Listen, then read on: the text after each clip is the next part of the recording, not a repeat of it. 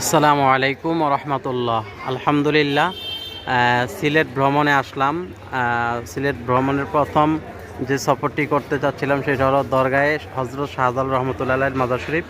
এখানে জাস্ট দেখতে আসা, একটু জিয়ারত করা, এছাড়া আর অন্য কোনো কিছু মনে নেবেন না। মাজারে দান করা বা মাজারে মান্নত করা বা মাজারে কিছু দেওয়া বা মাজারে কিছু চাইতে আসা, এরকম কোনো উদ্দেশ্য নিয়ে আসা শিরক, এরকম কোনো উদ্দেশ্য নিয়ে আসি নেই। জাস্ট হুজুর এখানে শুয়ে আছেন, হুজুর আল্লাহর ওলি মানুষ, ওনার এখানে একটু জিয়ারত করতে আসা, এই নিয়ে তো আসলাম। তো চলেন আমরা ভিতরে যাই, দেখি কি অবস্থা এখানে। এখানে দুইটা প্রবেশ গেট আছে, তাই প্রথমে গেটে প্রবেশ করলাম।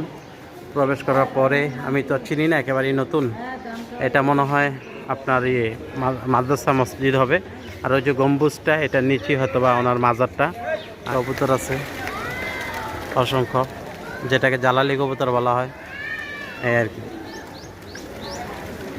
এই যে কবুতর,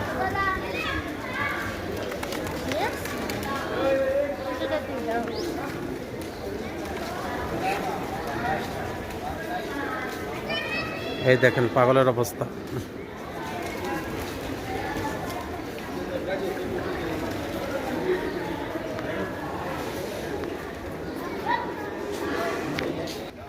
আমার সাথে আছে আমার দুই ছেলে, ছোটজন মোহাম্মদ, বড়জন আবদুল্লাহ। তো আমরা এখানে আসছিলাম, এই যে মাজারে পুকুরে কিছু মাছ আছে, অনেক বড় বড় মাছগুলো দেখতে পাচ্ছেন। আমি একটু জুম দিয়ে দেখি আপনাদেরকে, দেখেন কত বড় বড় মাছ, অনেক বড় বড় মাছ, এগুলা গজার মাছ, অনেক বড় বড়। আলহামদুলিল্লাহ, এই যে অনেক বড় বড়, দেখছেন কত বড় বড় মাছ। এক এক মাছের গর্জন অনেক বড়। এই যে গজার মাছ। হ্যাঁ, কবুতরের কাছে বাচ্চারা অনেক পছন্দ করে, অনেক খুশি হয়। খাবার দেয় বিভিন্ন জন, যার মন চায় কিনেই দেয়। 10 টাকা প্যাকেট পাওয়া যায়, প্যাকেট কিনে না কবুতর দেয়, কবুতর খায় আর কি।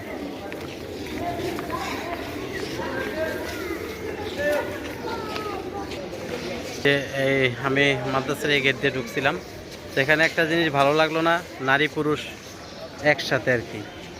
তারপরে এখানের কোনো আদব রক্ষা নাই। এই যে কেউ সিগারেট টানতেছে, তারপরে কেউ শুয়ে দিছে, ময়লা নোংরা আবর্জনা। হ্যাঁ, তারপরে আপনার নারীরা পুরুষরা একসাথে চলতেছে, হাঁটতেছে। আছে না যে একটা সৌন্দর্য, এক সাইডে নারীরা থাকবে বা নারীরা নির্দিষ্ট স্থানে বসে নামাজ দোয়া পাঠ করবে, পুরুষ এক পাশে থাকবে, এরপরে একটা পরিষ্কার পরিচ্ছন্ন থাকবে, নিরাপত্তা কর্মী থাকবে, পরিষ্কার পরিচ্ছন্ন কর্মী থাকবে। এই যে একটা সৌন্দর্য, এই বিষয়গুলো এখানে দেখা যায় না আর কি।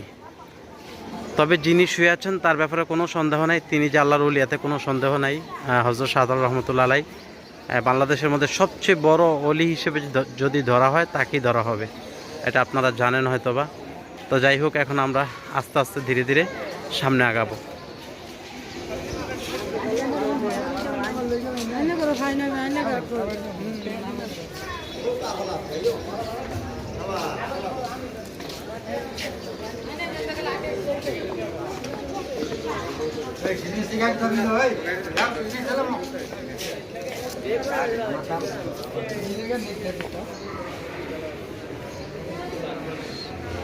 দাঁড়াও আব্বু, দাঁড়াও, একসাথে আসো। ডান পাশে সুন্দর একটি ফুলের বাগান আছে, এই আর কি। আর উপরে মাজার, আস্তে আস্তে যাব। তো হযরত শাহজালাল রহমতুল্লাহ আলাইহির মাজার হলো এটার ভিতরে। ভিতরে অনেকে মোবাইলে ভিডিও করে, তবে করাটা ঠিক হবে না, যেহেতু এখানে লেখা আছে মসজিদের অভ্যন্তরে ফটো ও ভিডিও করা নিষেধ। তো সেই হিসেবে মসজিদের ভিতরে বা এই মাজারের ভিতরে আমি চাই না মোবাইল নিয়ে যেতে। এভাবে বাহির থেকে মসজিদটা জাস্ট আপনাদেরকে দেখাইলাম। এ হলো মসজিদের ভিতরের অংশ, আর এটা হলো মসজিদের এই মাজারের বাইরের অংশ। দর্শক, এটা ভিতরে আসার পরে এই যে আপনারা এই সামিয়ানা দেখতেছেন, একটা লাল বা হলুদ, এই সামিয়ানাটার নিচে হলো শাহজালাল রহমতুল্লাহর মাজার। এই যে এই সোজা যে সামিয়ানাটা। আর এখানে অনেক মানুষের কবর আছে, অনেক বড় বিশাল এরিয়া। এখানে বা ভিডিও করা যায়, এই জন্য আপনাদেরকে একটু, আসলে ভিডিও তো যায়, সমস্যা নেই, ওইখানেও করা যায়, ওইখানে নিষেধ রাখা হয়েছে, বিভিন্ন লোকজন থাকে, তাদের একটা প্রাইভেসি নষ্ট হয়ে যায়, এই জন্য। আমরা যেহেতু মক্কা মদিনা ভিডিও করতে পারি বা সেটা দেখলে মানুষের মন জুড়ায়, অনেকের হয়তো বা এখানে দৃশ্যটা দেখার ইচ্ছা, দেখতে পারে না, তো দেখলে তো সমস্যা নেই। এখানে তার নাটক বা গান বা টিকটক করা হচ্ছে না, জাস্ট মানুষকে দেখানোর উদ্দেশ্য, এই আর কি। তারপরে যে সালমান শাহ, আমি আসার পথে শুনলাম আর কি, বলল যে নায়ক সালমান শাহ মারা গেছে, ওনার যে সালমান শাহ, শাহরিয়ার ইমন সালমান শাহ, ওনার সহ আরও অনেক, এই আপনার এখানে যে সব বুজুর্গ তা না, বুজুর্গ ব্যক্তিদের পাশে অনেক নাম করা ব্যক্তি, মডেল, তারপর নাম করা বা অনেক ধনী ব্যক্তি যারা এখানে কবর দেওয়ার কি পাইছে, সমর্থ পাইছে, অথবা টাকা পয়সা লাগিয়ে দিতে এখানে কবর দিতে গেলে, বা এই আর কি। তো এখানে কবর দিলেই যে অনেক কিছু হয়ে যাবে তাও না, জাস্ট অলি আল্লাহর পাশে শোয়া, এই আর কি। একজন গুনাহগার ব্যক্তি সারা জীবন নামাজ রোজা না করে এখানে শুইতে পারলে যদি জান্নাত পেয়ে যাইতো, তাইলে তো সবাই এটাই করতো, কোটি টাকা দিয়ে এখানে এসে শুইতো, হ্যাঁ, ওই দিকের বিল্ডিং টিল্ডিং সব ভেঙে চুরে গোরস্থান বানিয়ে শুধু শুইতে থাকতো আর মাপ পেয়ে যেত। বিষয়টা এরকম না, আশেপাশে সব মানুষ একটা গোরস্থানে থাকলে বিভিন্ন মানুষ এখানে আসে, দোয়া করে, সে দোয়ার একটা ফল পায়, এ হলো উদ্দেশ্য। তো